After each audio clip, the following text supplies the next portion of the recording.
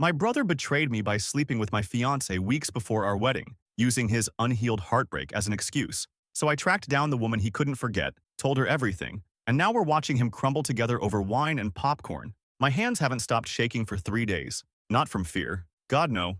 I've moved past fear. It's adrenaline now. Cold, electric rage pumping under my skin. That quiet kind of anger where everything looks too sharp and every voice sounds like static. I'm writing this in what used to be our guest room. It's mine now. The wedding suit is still hanging in the closet like it's mocking me. $3,000 for betrayal wrapped in wool and false promises. I haven't touched it since I found out. Just slammed the closet shut and started sleeping on the floor because I couldn't stomach the bed we used to share. Let me rewind. I'm Noah, 32, work in architecture. Quiet guy, pretty reserved unless you know me. People think that makes me boring. I used to think so too. I met Ava, 31, 5 years ago at a friend's art show in Seattle. She had that effortless kind of charm. Said whatever popped into her head, laughed with her whole face. She made me feel like the quiet was something sacred, not something to be fixed. I fell hard. We got engaged last fall. It felt right.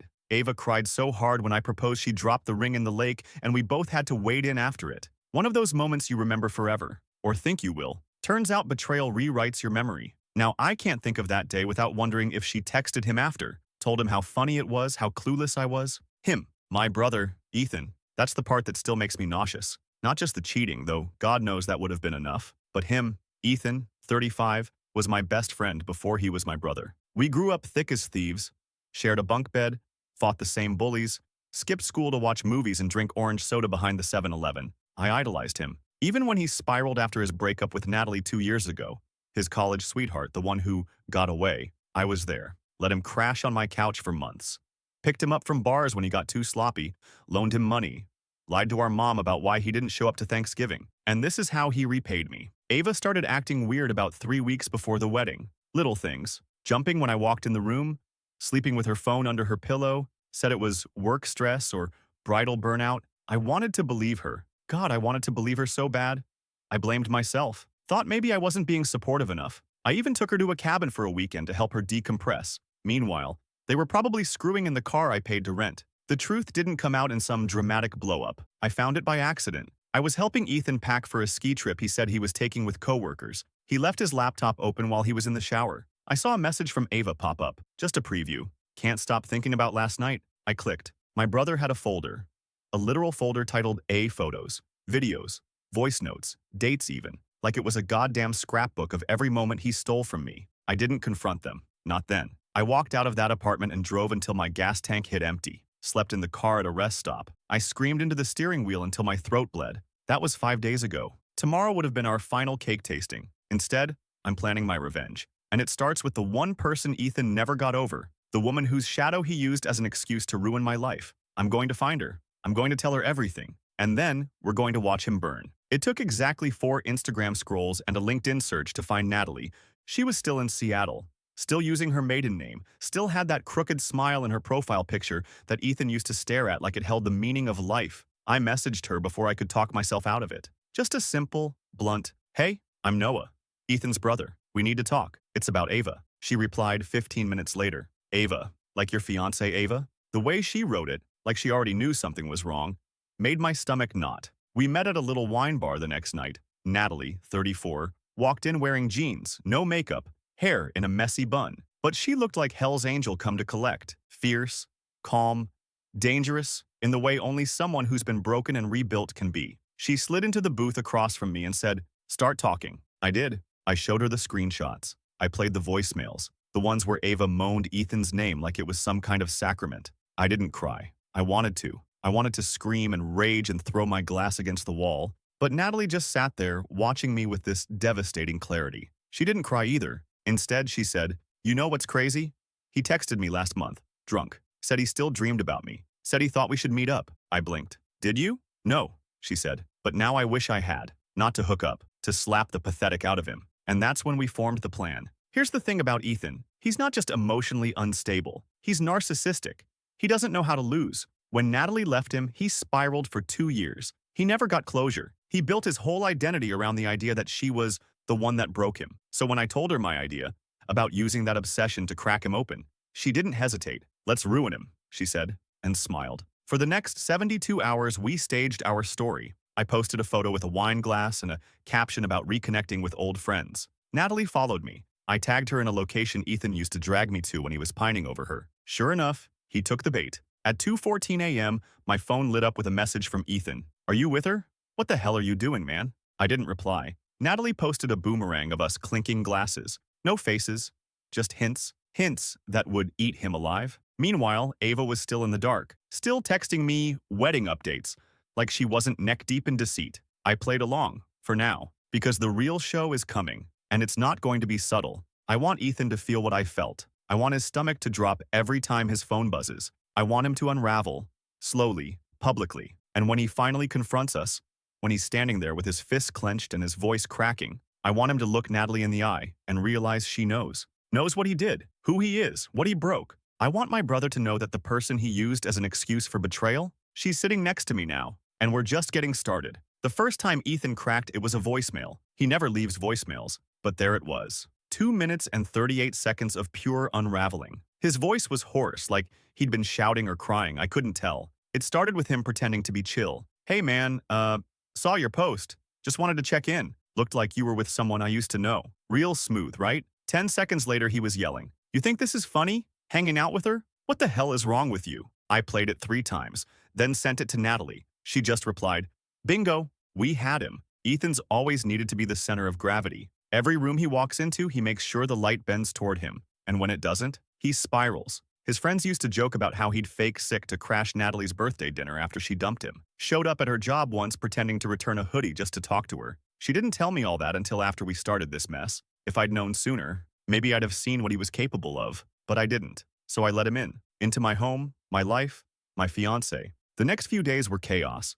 Ethan started posting cryptic crap on his Instagram stories. Black screens with text like, some people are fake as hell and karma's a bitch. He posted a quote about loyalty, then deleted it 2 hours later. Classic. Ava, meanwhile, was still pretending we were good. Sent me a selfie from the bridal boutique with the caption, Final fitting, can't wait to see you at the altar. I nearly threw my phone out the window. Natalie and I decided it was time to go nuclear. We staged a full date and made sure it landed everywhere Ethan could see. Natalie posted a carousel, us at a rooftop bar, laughing. A blurry pic of me from behind, holding her hand. My arm around her waist at the farmer's market. Harmless, technically, but loaded. Ethan didn't take it well. He showed up at my apartment, didn't knock. Just started pounding on the door, yelling my name like a lunatic. I was in the middle of brushing my teeth. Walked out, and there he was on the security cam feed, hair disheveled, pacing like an animal. I opened the door a crack. You should go. He shoved it open. I stumbled back as he stormed in. You think this is funny? He spat. You and Natalie? What the actual hell, man? I didn't flinch. I think you're confused. Natalie and I are adults. We're both single. His eyes bugged. You're engaged. To Ava. I smiled. Am I? He didn't know. That's when I realized Ava hadn't told him I found out. That hit him like a truck. He looked like he'd been punched. What are you talking about? I stepped closer. You think I don't know? The folder, Ethan, the voice memos, the pictures. You think I wouldn't find out what you did? His face went white. I was going to marry her, I said. And you couldn't keep it in your pants. You betrayed me and used Natalie as your excuse. He actually started crying, not sobbing. Just these gross little gasps like his body couldn't decide whether to scream or beg. I didn't mean for it to happen, he croaked. I was lonely. I thought she hated you. I laughed in his face. I couldn't help it. You thought my fiancée hated me, so you decided to comfort her with your dick? Are you listening to yourself? He collapsed onto the couch. The same couch he'd crashed on for months. The same one where I'd let him heal after Natalie. Please, he whispered. Don't tell her. I stared at him. Who? Natalie? He nodded. I took a breath. Ethan. She already knows. His eyes filled with horror. And that, my friends, is when the screaming started. He screamed so loud the neighbors banged on the wall. Not even words at first, just raw, guttural noise. The kind that makes your stomach twist because you know it's not about the moment. It's everything. All of it crashing down. Years of lies, guilt, shame, neediness, coming out like vomit he couldn't stop. I didn't flinch, just watched him unravel, arms folded, back against the door in case he tried something. You told her? He shrieked, eyes wild, face blotchy and wet. You sick. You ruined everything. Do you know what you've done? I just looked at him. I told her the truth, Ethan. Something you've apparently never done in your life. He got up, fast. Knocked over a lamp in the process, sent it crashing to the floor. My dog started barking from the bedroom. I didn't move. Ethan advanced like he was going to hit me. then stopped short, just a few feet away, fists clenched and trembling. You had no right, man. She was the only person I ever really loved. No, I said, quiet. You owned her. There's a difference. That shut him up. And then, like the switch had flipped again, he dropped to the floor. Literally dropped. On his knees, arms limp at his sides, like some twisted parody of prayer. She was supposed to come back, he mumbled. You don't get it. Ava was just a distraction. She was never you. I froze. Never me? He looked up at me, eyes hollow. She wanted you, man. All the time. Even when we were… He broke off. I heard her say your name once, in bed. I should have stopped. But it just made me angrier. Like I was taking back what you stole. That's when I knew he was beyond repair. He didn't just cheat, he weaponized me. My name, my face, my love. I kicked him out. Told him if he ever came back, I'd call the cops. Told him Natalie was done. Ava would be too once I was ready. And that I had every receipt saved and ready to ruin whatever sad version of his reputation he thought he had left. He left sobbing, still begging me not to tell Mom. Yep, full meltdown. He was back to being the golden child, terrified of looking bad. I sat there for an hour after he left, just staring at the shattered lamp. My hands were shaking again. Not from rage this time, from something else. Grief, maybe, or disbelief that I'd spent so much of my life loving someone who saw me as a rival. Later that night, I texted Ava. We need to talk. Tomorrow, in person. My place, 6 p.m. She replied with a heart emoji. I deleted it. The next day, Natalie came over early. We drank wine and sat on my porch in silence for a while. When I told her what Ethan had said about using Ava to get back at me, she didn't even look surprised. Classic Ethan, she muttered. Loves being the victim, even in his own war. At 5:59 p.m., Ava pulled up. She wore the necklace I gave her last Christmas, the one with the tiny compass pendant. So you always know where home is, I'd said when I gave it to her. Felt like a punch to the ribs seeing it now. I let her in. She smiled, kissed my cheek like everything was fine. I said nothing, just nodded toward the couch. She sat. I stood. I didn't say a word for a full minute. Then I picked up the remote, turned on the TV, and hit play. The screen lit up with a photo, one I'd emailed to myself from Ethan's folder. It was her and him, in my bed. Ava gasped. Her hand flew to her mouth. Noah! I held up a finger. Then I played the audio file. Her voice, whispering Ethan's name. She went dead silent. Finally, I spoke. You have one chance, I said. Tell me the truth, all of it, right now, or I send this to everyone on our guest list. My parents, your job. Ava burst into tears. Update 1. First off, I just want to say thank you. I didn't expect this post to blow up like it did. Honestly, I figured I'd scream into the void, maybe get 5 comments and a few pity upvotes. Instead, I got hundreds of you cheering me on, calling Ethan a human trash fire, and offering revenge suggestions ranging from petty to possibly illegal but still tempting. Y'all had me howling with some of the DMs. Special shout out to whoever said, put them both in a group chat with the wedding photographer and say you're canceling due to infidelity exposure. Iconic. Okay. So the Ava conversation?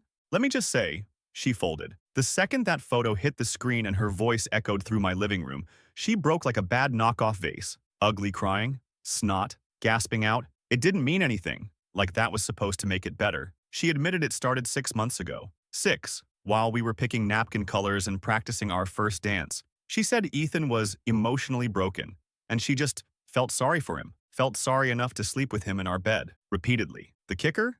She tried to flip it. If you hadn't been so distant lately, if you hadn't been working so much, maybe I wouldn't have needed that connection. I told her to leave. No yelling, no drama, just flat. You don't live here anymore. She begged, offered to quit her job, to go to counseling, to call off the wedding but stay together and rebuild trust. I laughed. Not even bitterly, just hollow. I'm not rebuilding a house you burned to the ground, I told her. Then Natalie stepped out from the hallway, wine glass in hand. Ava froze, mouth dropped open. You? Natalie just raised her glass and said, hey babe. She left in silence. And Ethan? Oh, Ethan's getting what he deserves next. The next phase was about precision, pain without chaos.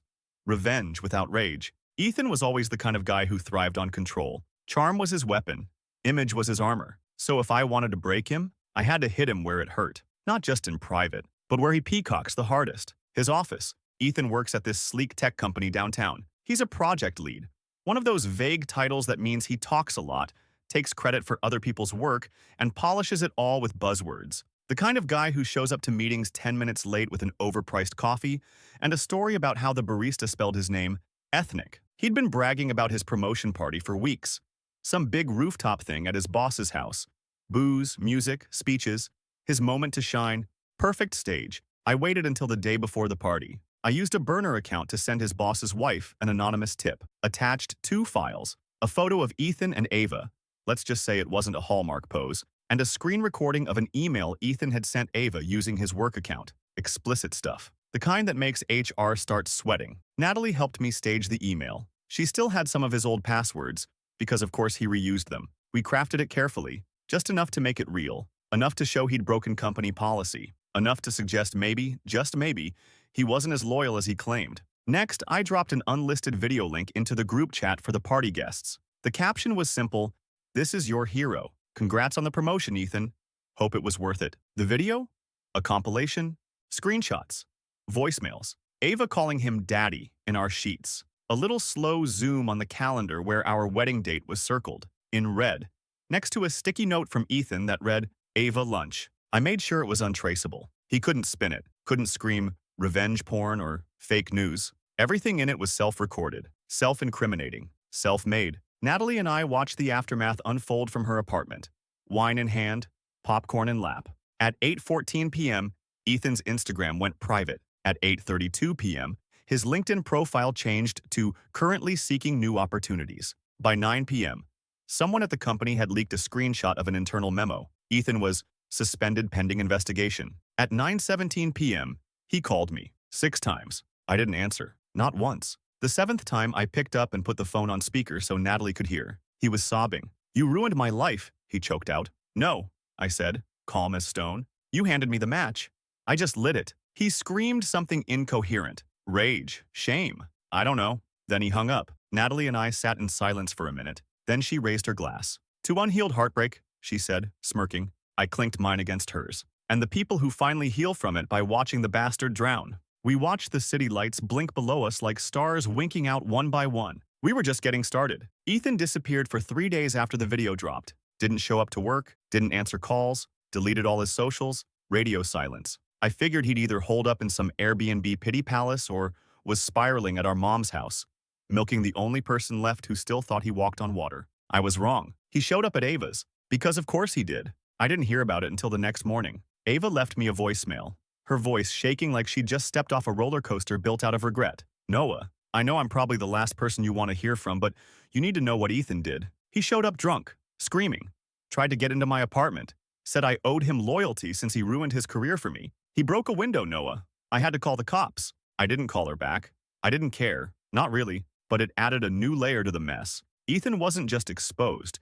He was unraveling in public now, escalating, getting dangerous. Natalie and I met up that afternoon. She brought donuts. I brought surveillance footage from Ava's apartment building. The super had sent it to me after I offered him a bottle of Glenfiddich. We watched Ethan on the black and white security feed, banging on the door, pacing, screaming at nothing. Then, clear as day, he smashed the glass panel beside Ava's door with his elbow and tried to reach through the shards to unlock it. Cops showed up 2 minutes later. Ethan tried to run. He slipped in his own blood and hit the concrete face first. It was poetic. He spent the night in county lockup. Misdemeanor trespassing, maybe assault depending on how Ava plays it. Knowing her, she'll fold, always does. But this wasn't about her anymore. This was about finishing it. See, I still had one more card to play. There's this storage unit Ethan had, off the books, paid in cash. He used it after Natalie dumped him. Said it was his reset zone. His man cave / rehab bunker. I knew the place because I'd helped him move a futon and a crate of vinyl records in there 2 years ago. I still had the gate code. So Natalie and I drove out there. Sunday afternoon. Middle of nowhere. When we cracked it open, it felt like stepping into the mind of someone who never moved on. Photos of Natalie. Letters he never sent. Her old college sweatshirt folded on a chair. A dried-up rose taped to a mirror. It was grotesque, obsessive, like a shrine and a tomb at the same time. Natalie just stared. "I thought he just missed me," she whispered. "Not that he built a damn museum." That's when I knew what we had to do. We boxed everything up, every photo, every letter, every cringy love note he'd probably written drunk at 3 a.m. and read aloud to the walls. Then we delivered it to his doorstep, in silence, with a card taped to the top that read, "Here lies the ghost of what you ruined." Then we posted a photo of the box on a shared account we'd made just for this moment. No caption, no explanation, just the image. By sunset, it had gone viral in our circle. The comments? Absolutely savage. "You sure this wasn't supposed to go to a therapist?" This man built a breakup bunker. Plot twist. He's been living in 2008 this whole time. And my personal favorite, I can smell the Axe body spray from here. Ethan's descent was now complete. Not just exposed, not just broken. He was a punchline, and I still had one more update left. Just wait. Update 2. Okay, Reddit, grab a drink. Hell, grab two. Because this last week has been a symphony of karma, and I've been conducting like a madman in a tux. So, since the last post, Ethan's meltdown has gone from sad to historic. After the storage unit box delivery went viral, he tried to do damage control. Tried being the key word. I guess he figured a teary apology post would earn him sympathy. He uploaded this long-winded video where he called the whole thing a mental health spiral and said he was deeply sorry for the pain he caused. Bro even quoted Brene Brown. It would have been tragic if it wasn't so hilariously fake. But then someone, and I swear it wasn't me, leaked the HR investigation docs. Turns out Ethan didn't just get suspended from work. He got fired, with cause, for misusing company resources and creating a hostile environment. Oh, and those emails to Ava? His boss's daughter was in the group chat that got the video. Yup, that's how deep this goes. Now he's unemployed, blacklisted in his industry, ghosted by most of our mutuals, and Ava won't even return his calls. Last I heard, she moved out of state to focus on healing, which is hilarious, considering how much healing she helped prevent. As for Natalie and me, we're good. Better than good, honestly. We've been hanging out more. No label, no pressure. Just two people who got burned by the same fire, learning how to warm each other without setting the whole forest on fire again. I'm not saying this is a love story, but if it was, it'd be the kind where the villain ends up talking to his cat about redemption arcs while the people he betrayed toast marshmallows over the ruins. To everyone who said, burn it down? Done. To everyone who said, he'll never recover? Agreed. To Ethan, if you're reading this, you were never the victim. You were just sloppy with the matches. And now the world knows what kind of arsonist you really are. Ethan texted me last night, just one line. Do you ever stop smiling long enough to feel guilty? I laughed. Actually laughed out loud. Sitting in Natalie's living room with her feet in my lap and a glass of wine in her hand, she was scrolling through TikTok, showing me edits people had made of the storage unit video. Someone had set it to Lana Del Rey. Another used Taylor Swift's "I Forgot That You Existed" internet gold. I stared at his message for a while. No, Ethan, I don't feel guilty. Not after you slept with my fiancée and blamed it on your unprocessed grief. Not after you tried to weaponize Natalie's memory just to justify being a selfish, manipulative coward. I don't feel guilty for lighting the match. I feel relief. Like I finally opened the windows in a house that had been suffocating for years. Natalie looked up at me and smirked. Was that him? I nodded. Still spiraling. She raised her glass. Long may he spiral. We didn't talk about him after that. We watched a bad horror movie, ate popcorn, argued over who would survive the longest in a zombie apocalypse. Spoiler, it's her. She's ruthless with a frying pan. And as I walked home in the midnight chill, phone still buzzing with his desperation, I realized something. The best revenge isn't the collapse. It's the silence after. The fact that I don't need to reply, that I don't need his apology, that I finally feel peace. And he's still clawing at the ashes, trying to rebuild a version of himself that never really existed. Let him. I've got better things to do. Tonight, I boxed up the wedding suit, the one I never got to wear, the one I once pictured walking down the aisle in, sweaty palms clutching Ava's hand, Ethan grinning beside me as my best man. That fantasy is long dead, but the suit still sat there like a ghost I hadn't buried. So I folded it, neatly, carefully, placed it in the back of my closet with everything else that doesn't belong in my life anymore. Old cards, dusty photo albums, a cracked bottle of cologne she bought me, so I'd smell more grown up. I don't need any of it. I didn't realize how light that would feel. Natalie texted me while I was zipping up the garment bag. Just a picture. 2 glasses of wine and a half-finished puzzle on her kitchen table. No caption. Just that quiet invitation that says, you're welcome here. And that's the thing. I am. Not because of revenge, not because we won, but because in the wreckage we built something strange and honest. Something unplanned. Something real. I messaged back, be there in 10. As I locked the door behind me, Ethan's final voicemail played in my head, his voice slurred, bitter, pathetic. You'll regret this. You'll regret losing me. But here's the truth. I didn't lose him. I let him go. And for the first time in my life, I know exactly what that freedom feels like. A quiet night, an open door, a woman pouring wine, and no ghosts at my table.